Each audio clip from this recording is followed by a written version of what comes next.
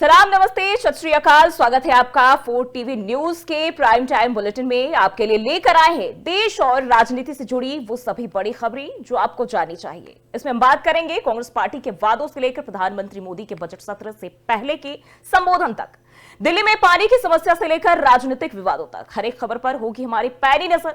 साथ ही हर खबर के अंत में आप सुनेंगे खुद उन लोगों की आवाज जो इन मुद्दों से सीधे जुड़े हुए हैं। तो बने रहिए हमारे साथ, क्योंकि यह बुलेटिन है आपके लिए बेहद खास। दिल्ली विधानसभा चुनाव बेहद नजदीक है और तमाम पार्टियां अपने अपने दावे कर रही है। वादों की बौछार सभी राजनीतिक दल कर रहे हैं। कभी आम आदमी पार्टी, कभी बीजेपी, और अब कांग्रेस ने भी अपने वादे जो है लोगों के सामने रख दिए हैं, पूरा करने का दावा किया है, जिसमें मनरेगा, भोजन का अधिकार, कर्ज माफी, महिलाओं के लिए फ्री बस सेवा और किसानों को धान का सही दाम जैसे वादों को पूरा करने का दावा करते हुए राहुल गांधी ने कहा है कि कांग्रेस पार्टी और जनता का रिश्ता मोहब्बत और भाईचारे का है। तो एक बार फिर से चुनावी मैदान में जो है वादों की बौछार, और कांग्रेस पार्टी भी इसमें कूद चुकी है। और ऐसे में राहुल गांधी का बयान सामने आया है और उन्होंने कहा है कि जनता के साथ कांग्रेस पार्टी का रिश्ता बेहद खास है, मोहब्बत और भाईचारे का यह रिश्ता है। जिस तरीके से हम देखिए, कांग्रेस पार्टी पहले से भी मोहब्बत की दुकान की बात करती आई है, और एक बार फिर से राहुल गांधी ने यह बयान दिया है, जिसके बाद कह सकते हैं कि दिल्ली में जो चुनावी मुकाबला है बड़ा ही दिलचस्प होता हुआ दिखाई दे रहा है। हर पार्टियां अपने अपने दावे पेश कर रहा है, जनता को अपनी तरफ लुभाने की कोशिश कर रहा है। लेकिन जनता किसकी ओर जाएगी, ये तो जब चुनाव होंगे और परिणाम सामने आएंगे तब भी पता चल पाएगा। तो चलिए हम आपको यह भी सुनाते हैं कि राहुल गांधी ने क्या कुछ कहा है। कि आप एक बात मत भूलिए, आपके साथ कौन खड़ा होता है, संविधान को कौन बचाता है, और सच आपको कौन बोलता है। मेरे आप भाषण देख लीजिए, पिछले 20 साल के भाषण देख लीजिए। मनरेगा का वायदा किया, मनरेगा दिलवाया। भोजन का अधिकार वायदा किया, दिलवाया। कर्जा माफी वायदा किया, दिलवाई। कर्नाटक में मुफ्त में महिलाओं को बस में जाने का वायदा किया, करा। कर्नाटक, तेलंगाना में हमने कहा कि महिलाओं के बैंक अकाउंट में हम सीधा पैसा डालेंगे, हमने डाला। छत्तीसगढ़ में कहा किसानों को हम सही दाम धान के लिए दिलवाएंगे, दिलवाया। हम झूठे वायदे नहीं करना चाहते, हम नहीं कर सकते, क्योंकि हमारा आपके साथ दूसरे तरीके का रिश्ता है, मोहब्बत का रिश्ता है, इज्जत का रिश्ता है। और बात करते हैं अगली खबर की ओर। मोदी सरकार अपने तीसरे कार्यकाल का पहला पूर्ण बजट पेश करने को तैयार है। आज से इस संसद का बजट सत्र शुरू हो रहा है, और बजट सत्र से पहले अपने संबोधन में पीएम मोदी ने विपक्ष पर निशाना साधा। पीएम मोदी ने शुक्रवार को कहा कि 10 साल में यह पहला सत्र है जब विदेश से कोई शरारत नहीं हुई है। विदेश से हमेशा आग लगाने की कोशिश की गई है। यहां बैठे कुछ लोग हमेशा उस आग को हवा भी देते रहे। हालांकि उन्होंने ना तो किसी पार्टी का नाम लिया और ना ही किसी राजनेता का।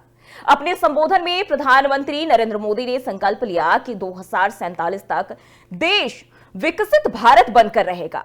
विपक्ष पर निशाना साधते हुए पीएम मोदी ने अपने संबोधन में कहा, साथियों, आपने एक बात नोट की होगी, शायद 2014 से अब तक पहला संसद सत्र है जिसके 1-2 दिन पहले विदेशी चिंगारी नहीं पनपी है।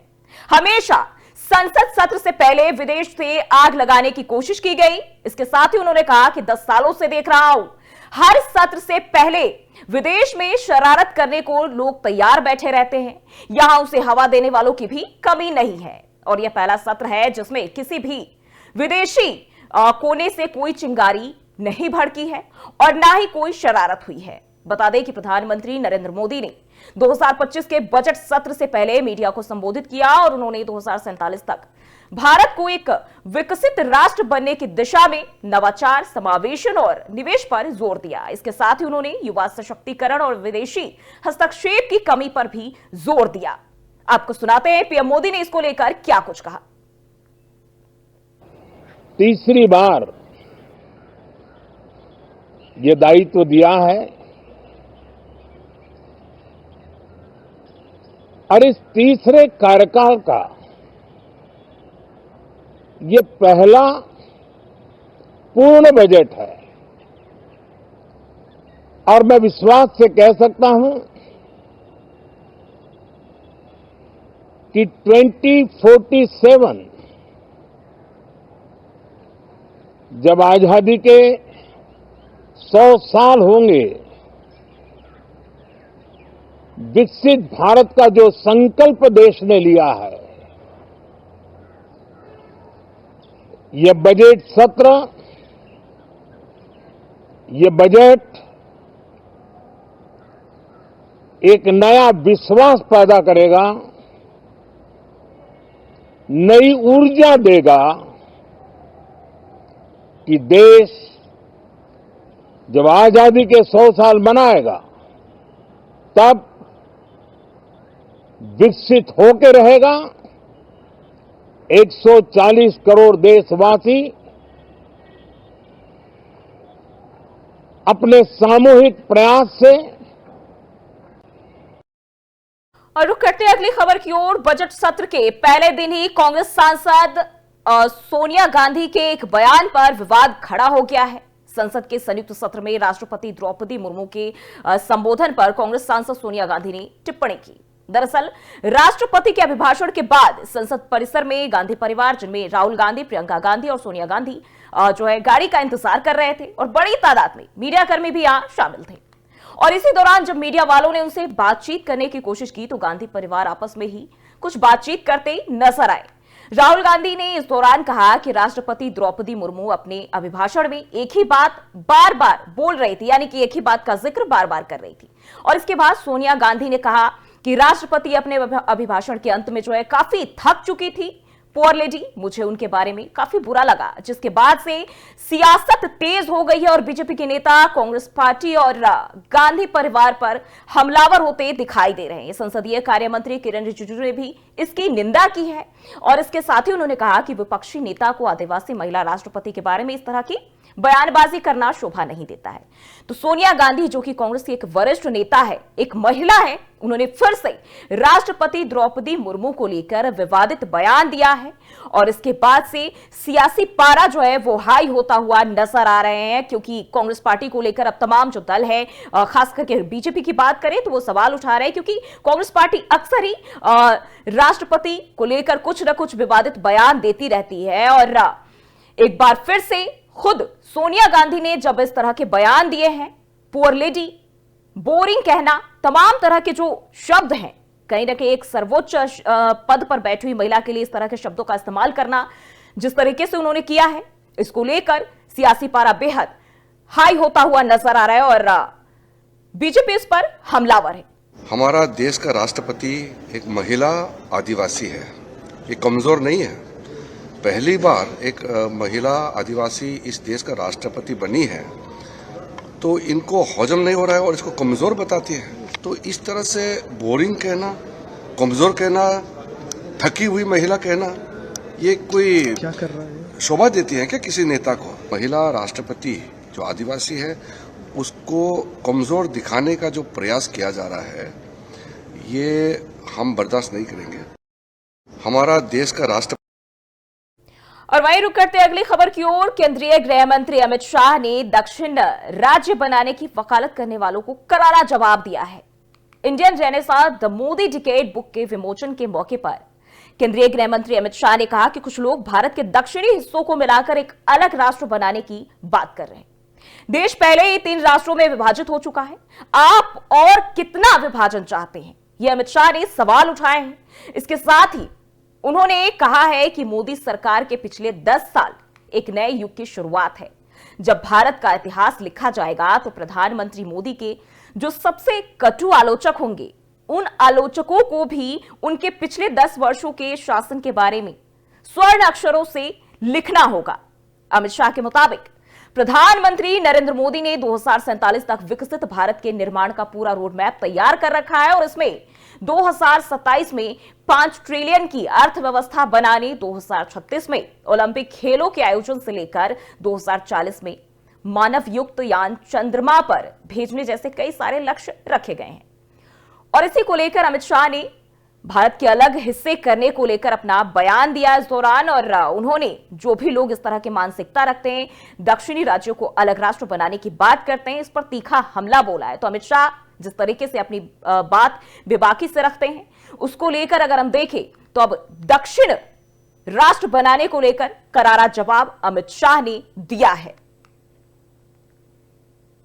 अन्याय हो रहा है, दक्षिण को अलग कर दो। कुछ पार्टियों के नेता कहते हैं दक्षिण को अलग देश बना दो।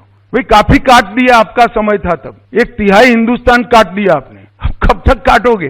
देश को एक करने का काम नरेंद्र मोदी। अन्याय हो रहा है, दक्षिण को अलग कर दो। कुछ पार्टियों के नेता कहते हैं दक्षिण को अलग देश बना दो। और रुख करते हैं अगली खबर की ओर। दिल्ली में यमुना को लेकर मचे घमासान पर आप सुप्रीमो अरविंद केजरीवाल ने आज फिर बीजेपी पर निशाना साधा, जिसमें अरविंद केजरीवाल ने कहा कि भाजपा के नेतृत्व वाली सरकार ने यमुना के पानी में जहर घोल दिया है। और इसके साथ ही उन्होंने चुनाव आयोग को भी घेरा कि बीजेपी के खिलाफ कोई आदेश पारित करने के बजाय उल्टा उन्हें फंसाने की कोशिश की जा रही है। चुनाव आयोग में पहुंचने से पहले केजरीवाल ने कहा कि मैं दिल्ली के लोगों को बधाई देना चाहता हूं, आपकी सरकार का संघर्ष सफल हुआ और यह नतीजा आया है।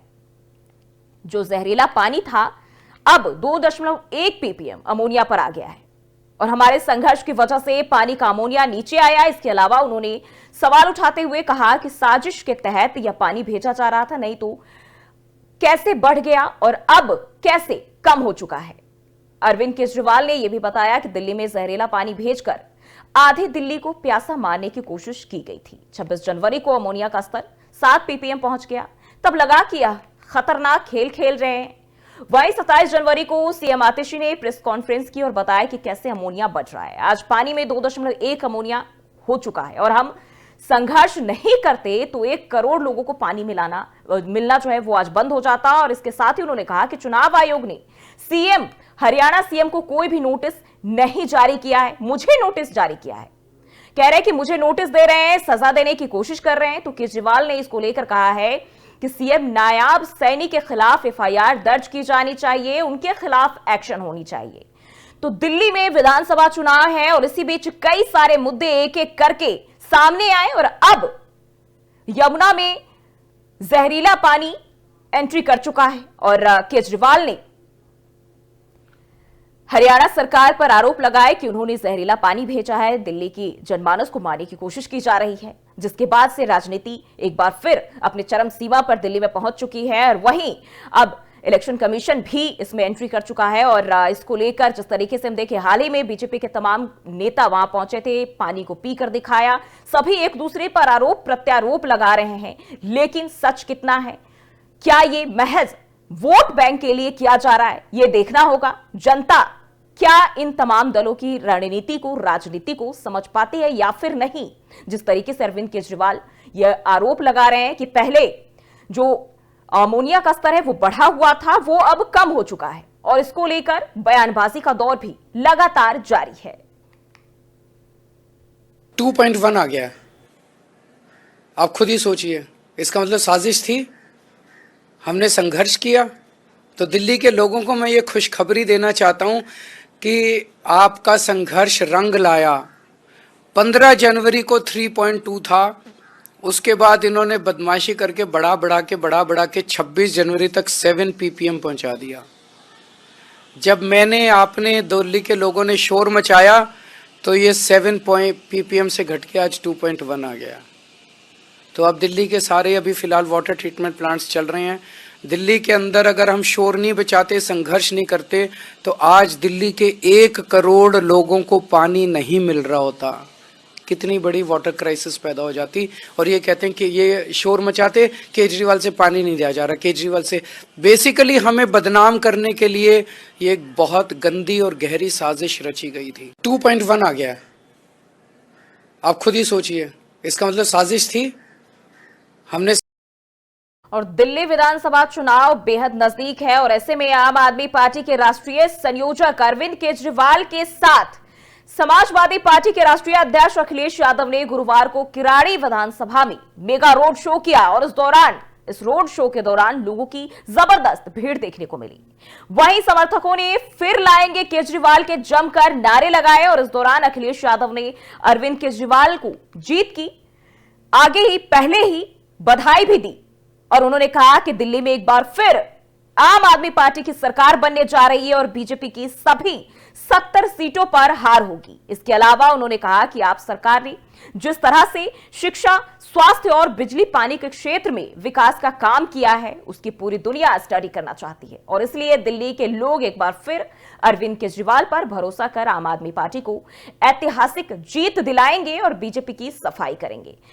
तो जिस तरीके से एनडीए में अभी हाल फिलहाल की बात करें तो कांग्रेस के साथ अन्य दल जिस तरीके से दूर होते हुए नजर आ रहे हैं, तो वहीं दिल्ली में जब विधानसभा चुनाव है तो आम आदमी पार्टी के बाकी सभी दल करीबी हो गए हैं और इसी को लेकर अखिलेश यादव ने दिल्ली में आम आदमी पार्टी का समर्थन किया है। कांग्रेस से जरूर इन दिनों उन्होंने दूरी बनाई है और आम आदमी पार्टी का सहयोग करते हुए नजर आ रहे हैं। तो दिल्ली में तो केजरीवाल पोस्टर्स भी हम आपको दिखा रहे हैं। जिस तरीके से चुनावी हल्ला बोल जारी है, ऐसे में अखिलेश यादव का समर्थन आम आदमी पार्टी को मिल रहा है और वो कह रहे हैं कि बीजेपी 70 की 70 सीटों पर हारेगी और आम आदमी पार्टी को दिल्ली की जनता दोबारा से फिर से सरकार में लेकर आएगी और अरविंद केजरीवाल के विकास के काम है जो जनता के बीच उनकी पहुंच को दिखाती है, दर्शाती है और यही वजह है कि जनता एक बार फिर उन्हें अपना सत्ता सौंपेगी।